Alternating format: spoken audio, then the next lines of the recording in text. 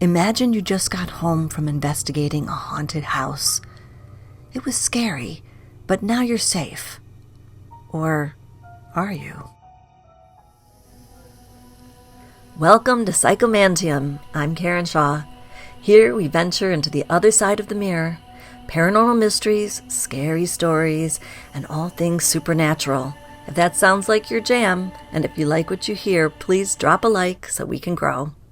Now, gather round, everyone. The dark figure that stood over me in my bed reached down. Its fingernails were more like claws, and I knew if it touched me, it would hurt me. I wanted to run, but my feet wouldn't move. I wanted to scream, but I couldn't make more than a squeak.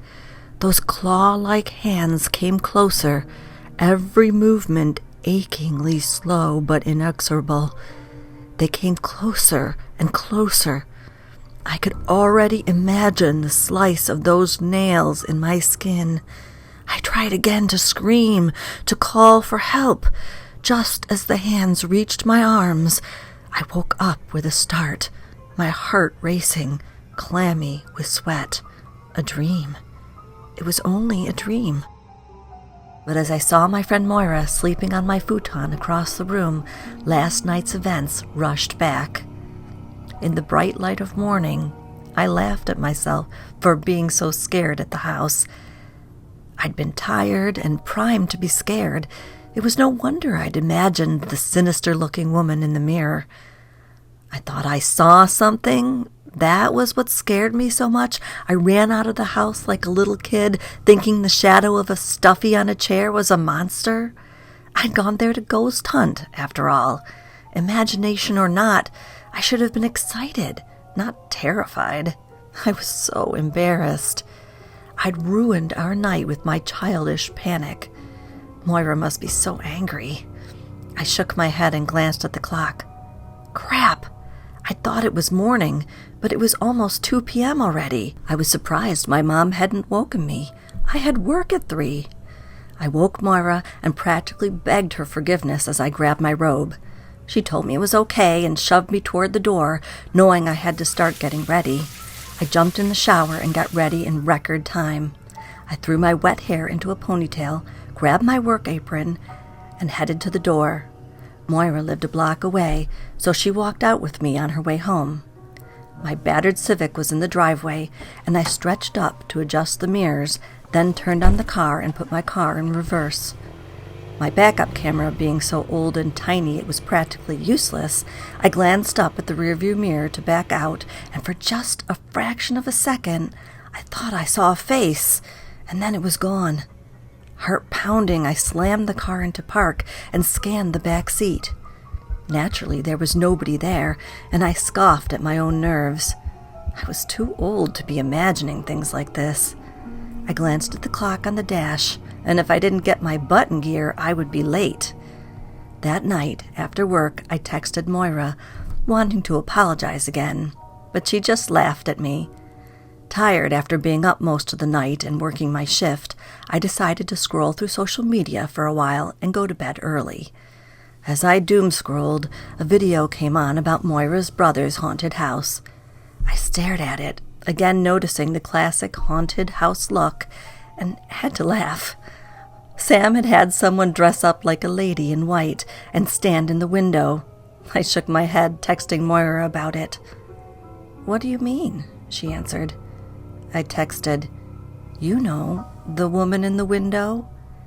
"Chris, there is no woman in the window," she replied. I laughed and rolled my eyes at her messing with me and flipped back to the video, but the woman was gone.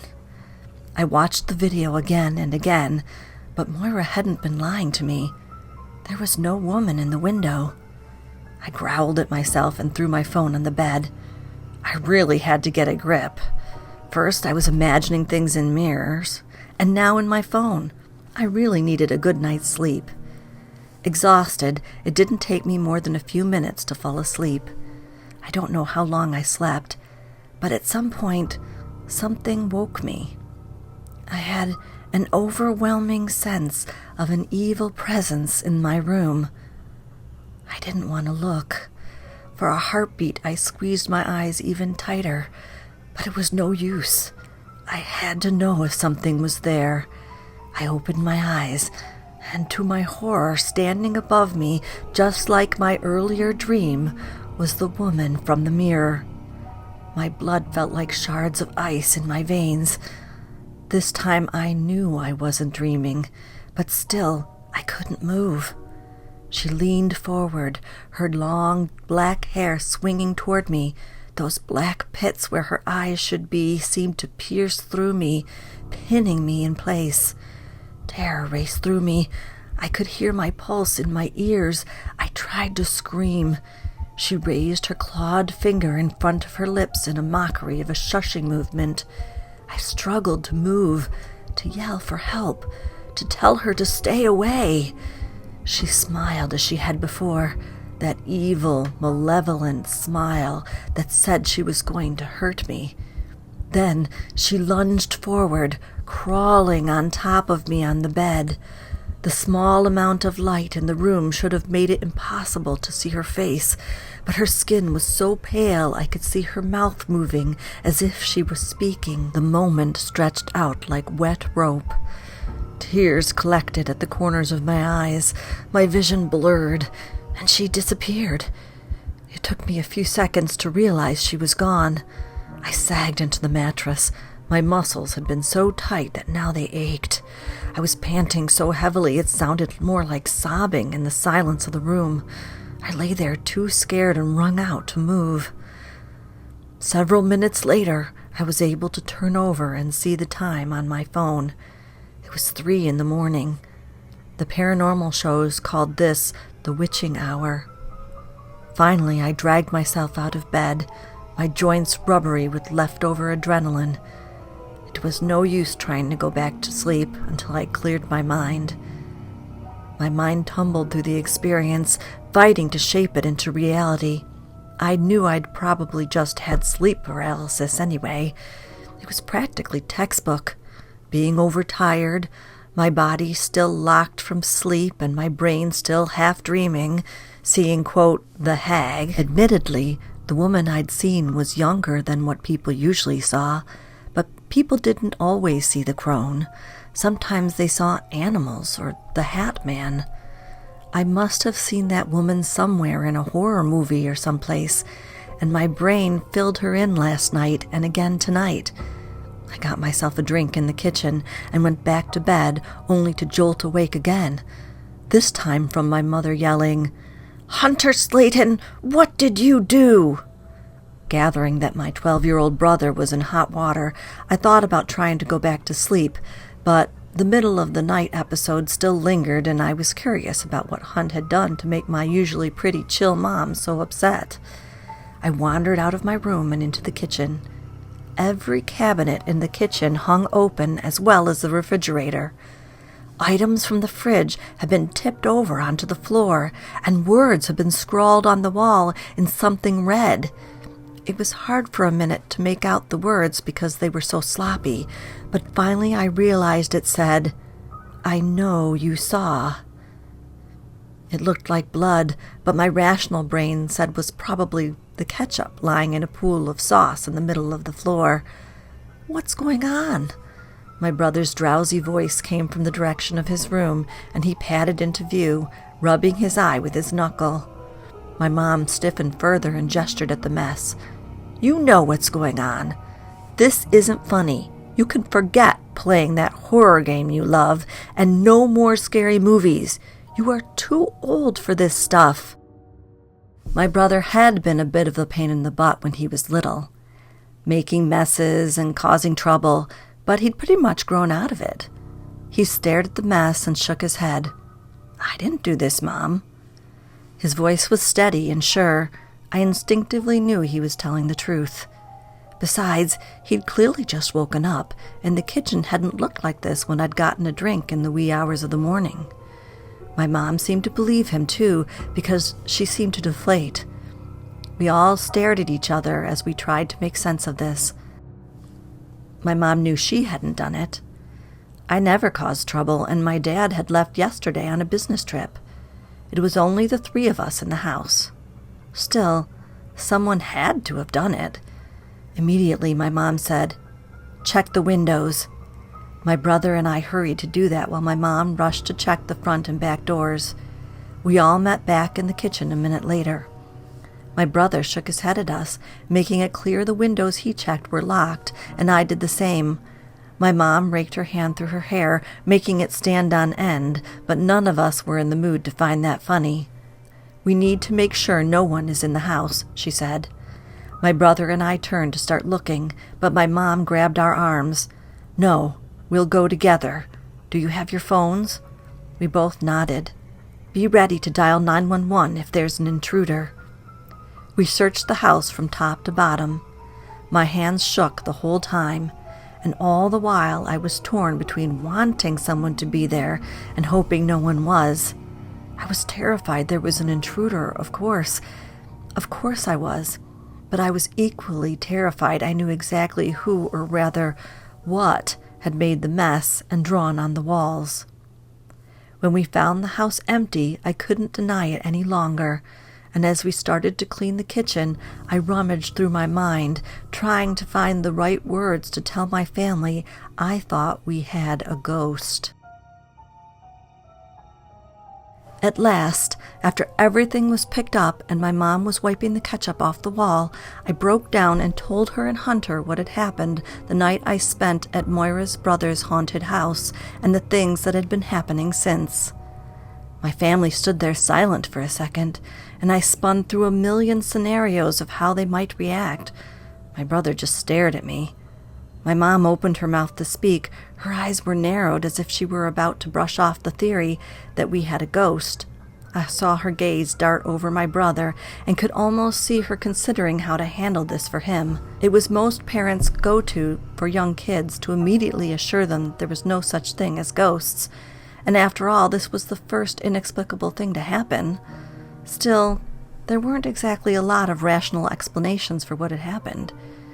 Either one of us had done it, which we had already discounted. Someone had broken in and done it, or, as I had suggested, we had a ghost. Neither of the last two answers were reassuring for kids, and Hunter wasn't little anymore. My mom blew out a sigh so heavy her cheeks puffed out. There's no sign of forced entry, and neither of the doorbell cameras alerted. She pressed her lips together. "Are you sure you saw something, Chris?" I nodded. "I've been trying to talk myself out of this since I saw her a couple nights ago, but after this..." I waved at the now clean wall and shrugged. What else could it be? Hunter split a glance between the two of us. What should we do?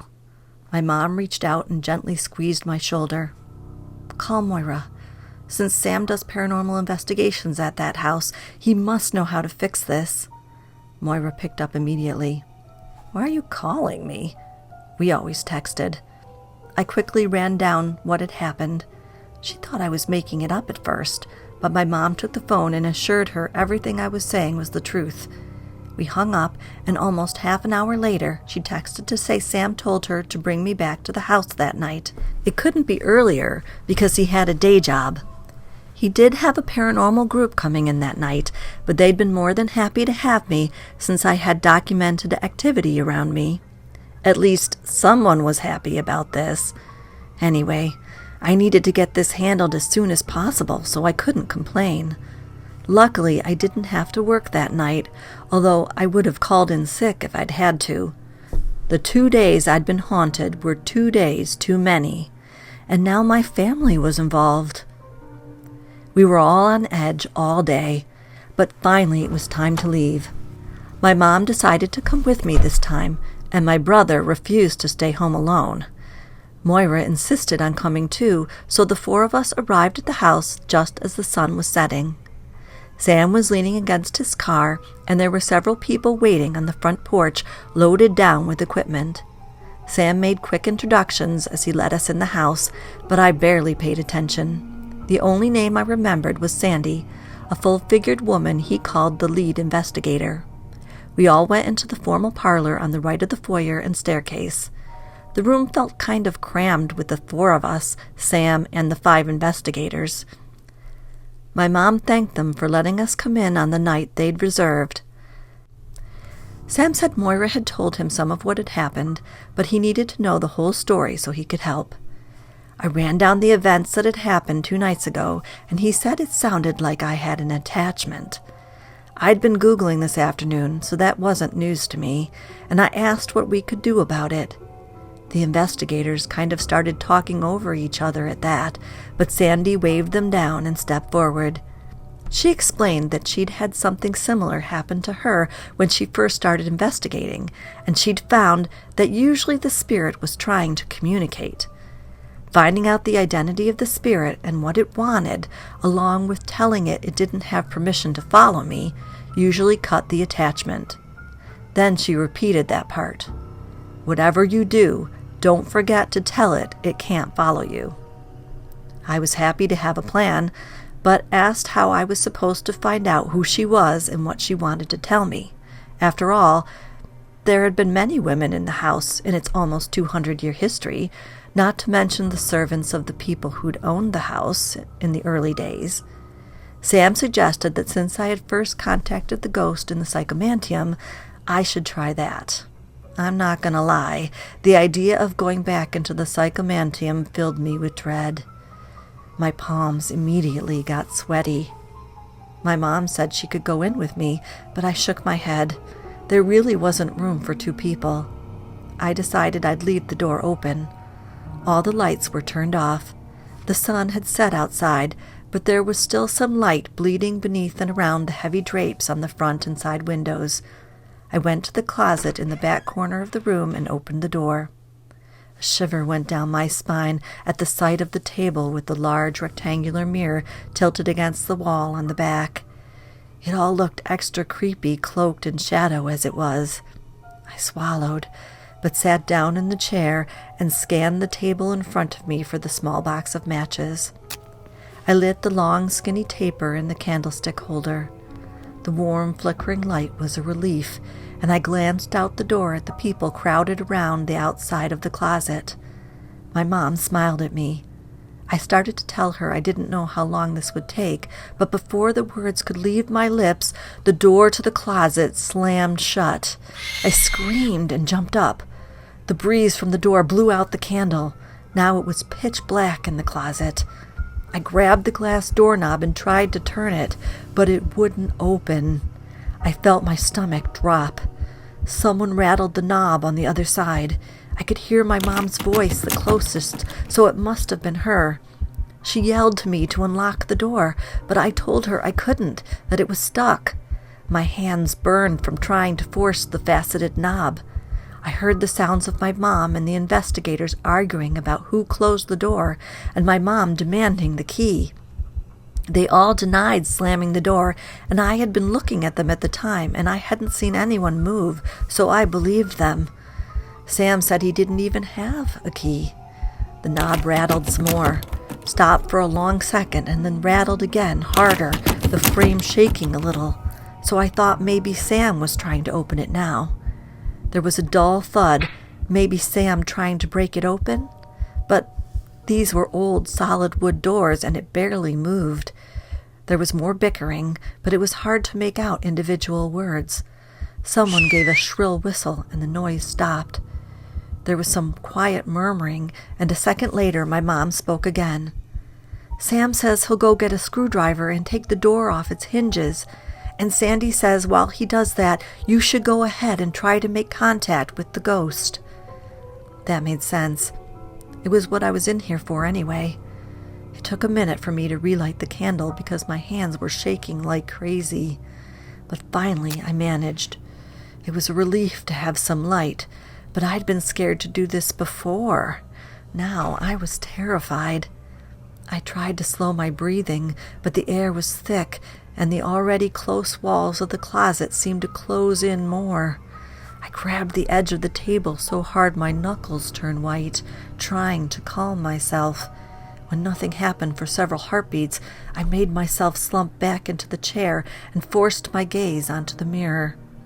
I stared at the reflection of candlelight on a dingy wall for what seemed like an eternity, but I later suspected was only a couple minutes. Then something caught my eye, not in the mirror, but beneath it, a cloud of white vapor. When it disappeared and then reappeared, I realized it was my own breath, and that my hands were freezing. It was a balmy summer evening outside. The house was almost too warm. There was only one reason for such a drastic temperature change. I looked back into the mirror and saw the black, pit-like eyes I dreaded to see. The air caught in my lungs, feeling like a jagged icicle in my throat and chest. I wanted to rip my gaze away, to jump up and try the door again, but I knew it wouldn't open. She wouldn't let me go until she had gotten whatever she needed. As much as my brain screamed she was just evil and that all she wanted was to torment me, going through with the plan was the only hope I had to be free of her. My throat was so dry I could barely make a sound, but I managed to squeeze out, "Who are you?" Her lips moved in that pale, skeletal face, but no sound came out. My heart skipped and banged in my chest like a moth against a porch light. What was I going to do if I couldn't understand her? Would she follow me forever? Wait, I knew some names. "Is your name Clara Iger?" I said. That had been the first owner's first wife's name. The ghost bared its teeth and lunged at the glass. I spun in my chair to see if she was behind me, but there was nothing there. I whipped back and around toward the mirror, and all of a sudden loud knocks sounded all around the closet. I flinched and glanced at the door, but the knocking wasn't coming from the parlor. It was coming from the back wall, the side walls, and the ceiling. Bang, bang, bang. Each bang seemed louder. Bang, bang, bang. My mother called my name, but someone said something to her and she fell quiet. The knocking stopped and I sat there frozen. The eerie quiet stretching out as I waited for more knocks was almost as unsettling as the knocks. When no more knocks came, I looked back into the mirror. Meeting the hollows where her eyes should be was as terrifying as ever, but I forced myself to go on with the procedure. "Is your name Theodora Iger?" I tensed, fearing her response to the wrong name, but her mouth bent into a smile and she nodded. I pressed a shaky hand to my racing heart. Thank God, now we knew who she was, but how did someone who couldn't talk tell me what she wanted? I sucked in a ragged breath, scared to say the wrong thing, but knowing I had to ask. "What do you need from me?" Her mouth moved, but again there was no sound. I got tears in my eyes, part fear, part frustration. She raised a claw-like hand and extended it toward me. At first, I thought she wanted me to give her something, but then I realized she was pointing. Was she pointing at me? What did that mean? "Me?" I asked. She shook her head, pulling her hand back, then stabbing it forward again. This time I saw she was actually pointing at the wall. Before I could turn to look, she disappeared. The banging started again. Bang, bang, bang. But this time, instead of being all over the closet, the banging seemed to come from one particular spot. I stood up and took the candle closer to where the bangs were centered and saw there was a tiny line going from where the support for an upper shelf would have been, though the shelf itself had obviously been taken out, probably so a taller person wouldn't hit their head, all the way down to the floor, and about 2 feet away was another line running parallel to the first. Was it a secret compartment? I turned back to the mirror to see the woman. She nodded and disappeared. As soon as she did, the door to the closet popped open part way, only to hit Sam, who had apparently been standing behind it. He rubbed his forehead and stepped away, pocketing a screwdriver. He opened his mouth to say something, but my mother brushed past him to hug me. "Are you okay?" she asked. I nodded shakily, the adrenaline still buzzing through me, but quickly told them all what had happened and pointed to the seams I'd seen. Sam had apparently brought more than a screwdriver in, because he brandished a hammer and one of the investigators directed an enormous flashlight inside the closet for him. He rapped on the area with the seams as well as the wall on the other side for comparison, and it very obviously sounded hollow. Wasting no time, he swung the hammer into the wall and revealed a small space. "I had no idea this was here," he said. "It's not on the plans." A couple guys moved forward and, along with Sam, wrenched the panel away from the wall. Inside the wall was a small hat box full of letters. Sam brought the letters out and said some of the letters were to Theodora and some were to a man named Augustus de Wolf. From what we could tell, Theodore had been engaged to Augustus, but he was killed during the Civil War. All the letters were on heavy paper with beautiful looping handwriting, except one small sheet at the very bottom, which my mother read aloud for us all. "Darling Augustus, I fear I am going to meet you tonight. Francis has gone too far this time in his rage and knocked me down the stairs. I can feel the baby coming early, and there is too much blood. I already feel the room cloaked in darkness and my head weighed down. Though I know I will soon see your precious face, I regret my child, if it survives, will grow up without a mother. I doubt Francis will see justice for what he has done, but I will have my maid hide this missive in my hiding place with our correspondence, and when the time is right, take it to someone who can bring him to account. I will look for you. With adoration, your Theodora." The silence in the room felt heavy as we processed the letter. Francis Iger's second wife hadn't died in childbirth. She had been abused by him, and it seemed not for the first time, and this last time had brought on premature birth and killed her. Francis Iger was a murderer. Sam stood up. "I can't believe this." He ran his hands through his hair. "This is big. I should tell the news or something." I nodded. This must have been what she wanted, for people to know how she died. The investigators were all talking at once now, clearly thrilled at what had transpired and eager to see what the rest of the night brought. I was wrung out from everything, and my mom, Hunter, Moira, and I gathered our things and headed toward the door as the other group moved to the back of the house. My brother practically sprinted out the door, my mom and Moira right behind. I hesitated at the doorframe before I could step onto the porch. Something was nagging at me. I couldn't help thinking there was something I forgot. Moira called to me and I shrugged. How important could it be? But as my foot cleared the doorway, it came to me.